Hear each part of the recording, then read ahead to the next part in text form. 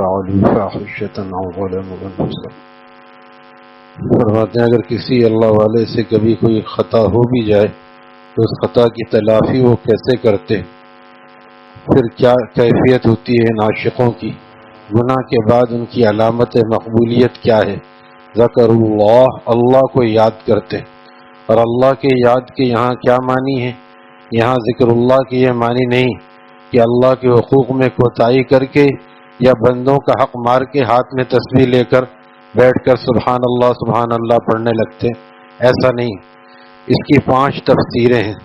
جب ان سے کوئی نافرمانی اللہ کی ہو جاتی ہے یا بندوں کے حقوق ضائع ہو جاتے ہیں تو ذکر اللہ ای ذکروا عظمتہ ووعیدہ، تو اللہ تعالیٰ کی عظمت کو یاد کرتے ہیں کہ بہت بڑے مالک اور بڑی طاقت والے مالک کو میں نے ناراض کر کے اپنے پیر پر کلہاڑی مار لی.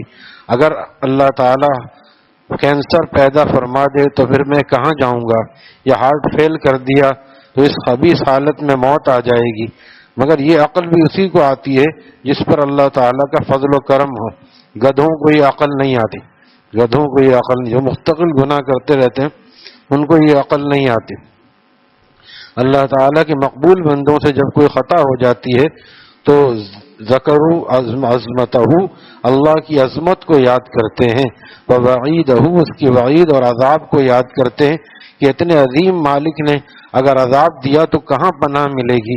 عظمتہ ووعیدہ کی ایک ہی تفسیر ہے.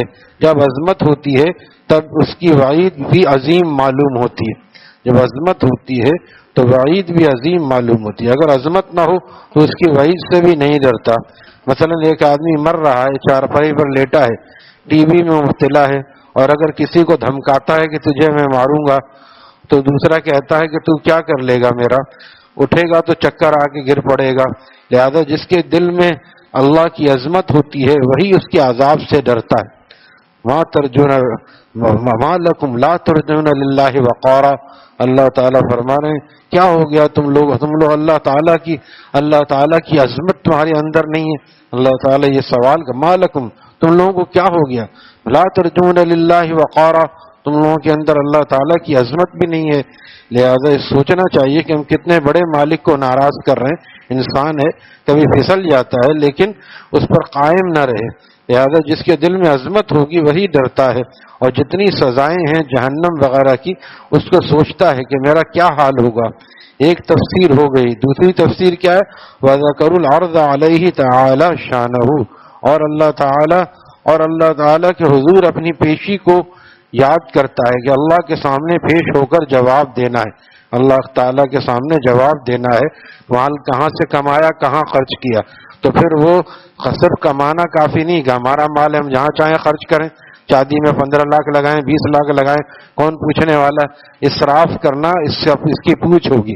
یہ رات بھر لائٹ اگر جلی ہے باہر کی تب تو کوئی حرج نہیں ہے، لیکن صبح کے بعد جو جلے گی روشنی کے بعد یہ اسراف ہے.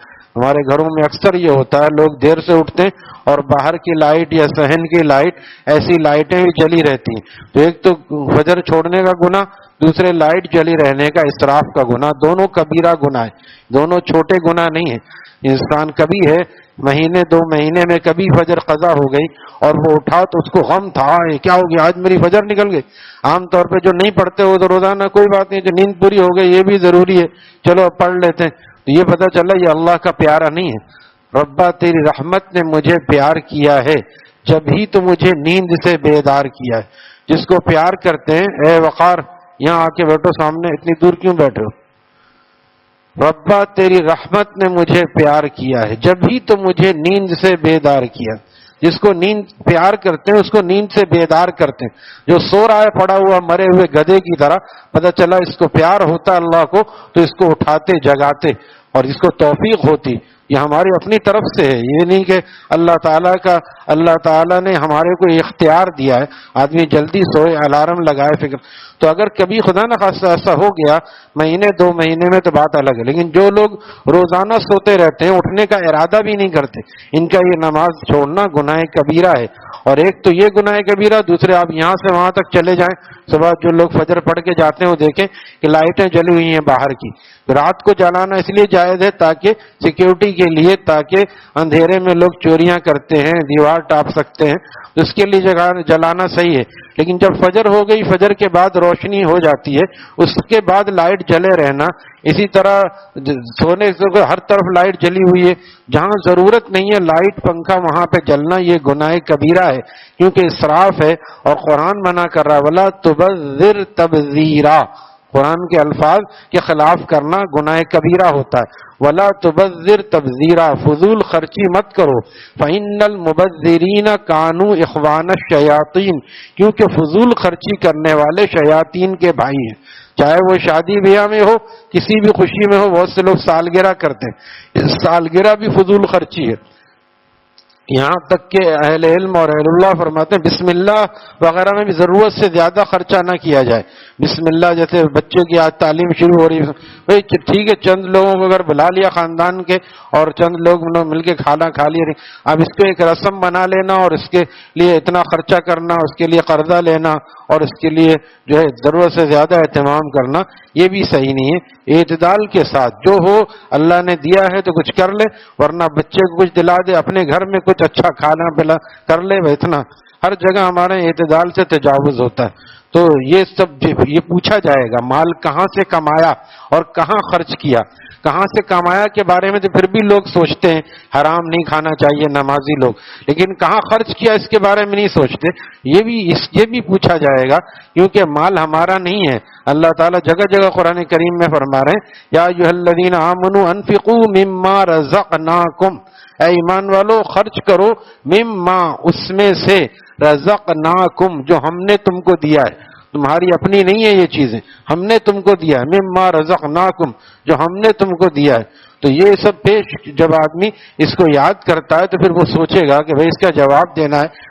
آتش بازی کر رہے ہیں، پٹاخے بازی کر رہے ہیں، بچوں کو پیسے دے دیے، شادی ہو رہی ہے، 1,00,000 کا پٹاخے آتش بازی ہوئی ایک شادی میں. دوستوں نے بتایا 1,00,000 کی آتش بازی کی لوگوں نے.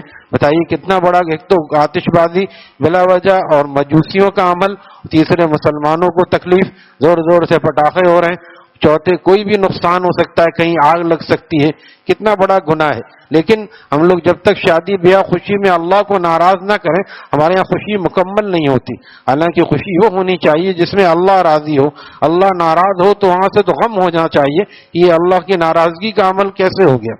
تو وہ لوگ ایسے ہیں اللہ والے جو اللہ کے سامنے پیشی کو یاد کرتے ہیں کہ اس کے سامنے ہمیں جواب دینا ہے، اور جب ان کو یہ خیال آتا ہے کہ جواب دینا ہے تو گناہ سے فوراً الگ ہو جاتے ہیں اور فوراً توبہ کرتے ہیں. یہاں جو ہے ذکر اللہ سے مراد کیا ہے؟ فاستغفروا، قرآن خود کہہ رہا ہے والذین اذا فعلوا فاحشۃ او ظلموا انفسهم ذکروا اللہ فاستغفروا لذنوبهم.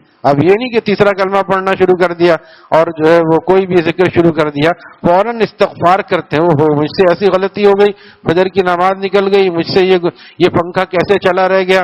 حالانکہ ایسے کبھی بھول سے بھی ہو سکتا ہے، لیکن اس پہ بھی استغفار کرے. اور اس کا بھی طریقہ ہمارے دوست نے بتایا جو وہاں موجود تھے کہ ہمارے شیخ مرشد عارف باللہ شیخ العرب والعجم حضرت مولانا شاہ حکیم محمد اختر صاحب رحم اللہ تعالیٰ ایک جگہ تشریف فرما تھے.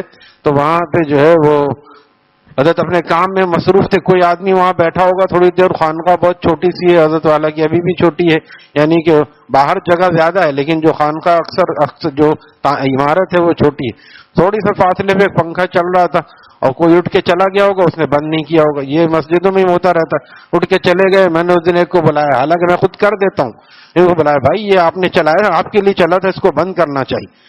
یہ خیال ہونا نہیں تو بالفرض آپ کو پتہ نہیں ہے، بے شمار بٹن ہے، تو آپ مؤذن صاحب کو کسی بھی ذمہ دار کو تلاش کر کے بتائیں کہ بھائی اس کو بند کرنا ہے، مجھے پتہ نہیں اس کے بٹن کہاں ہیں. تو حضرت والا نے انہوں نے بتایا جو ہمارے دوست ہیں کہ میں نے دیکھا کہ حضرت والا اتنی جیسے ہی حضرت کی نظر پڑی، بالکل یہ نہیں کہ اچھا ابھی اٹھتا ہوں، بجلی کی تیزی سے اٹھے اور جا کے پنکھے کو بند کیا اور پھر اپنا پنکھا بند کیا تھوڑی دیر، حالانکہ گرمی تھی، تاکہ اس کا جو ہے جرمانہ میں خود ادا کروں گرمی میں بیٹھ کے. اب یہ کیا ہے؟ یہ نفس پر جرمانہ ہے، حالانکہ یہ واجب نہیں ہے، لیکن یہ اللہ والے اپنے نفس پر جرمانہ. میں کمرے میں موجود تھا، حضرت کے کمرے میں اٹیچ بات ہے. کمرہ کتنا تھا؟ اتنا چھوٹا سا کمرہ، یعنی 10x12 کا کمرہ ہوگا، جس کو ICU روم بھی حضرت کہتے تھے، جو خاص علاج کے لیے ہم اس کو اندر بلاتے ہیں. کوئی اکیلے میں بات کرنی ہو تو اندر بلاتے ہیں.